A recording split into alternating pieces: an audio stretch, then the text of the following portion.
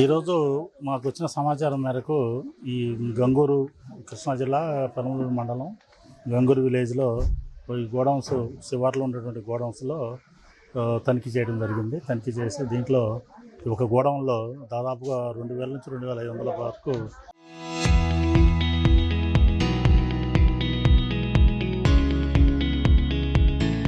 బస్తాలు బియ్యం పీడిఎస్ బియ్యం కనుక్కోవడం జరిగింది.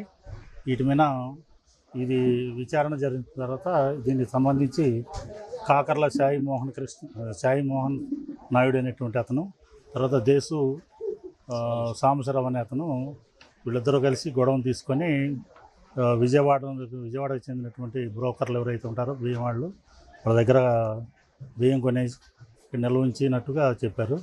ఇది వాళ్ళు ఒక్కొక్క కేజీ 15 రూపాయల చొప్పున కొనుగోలు చేసి 20 రూపాయల చొప్పున బయట చేపల చెరువులు, కోళ్ళం అది లేదంటే బయట కాకినాడ అట్లా ఏరియా వాళ్ళకి బ్లాక్ మార్కెట్ వాళ్ళకే అమ్ముతున్నట్టుగా తెలియజేశారు.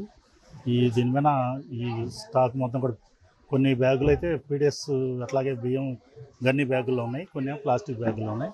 వీటన్నిటిని కూడా సీజ్ చేసి 6A కేసు రిపోర్ట్ చేసి స్టాక్ మొత్తాన్ని కూడా దగ్గరలో ఉన్న రైస్ మిల్లుకి తరలించడం జరుగుతుంది కస్టడీ కోసం. వీళ్ళ మీద క్రిమినల్ కేసు కూడా చర్య తీసుకోవడం జరుగుతుంది. Local to global news at your finger tips.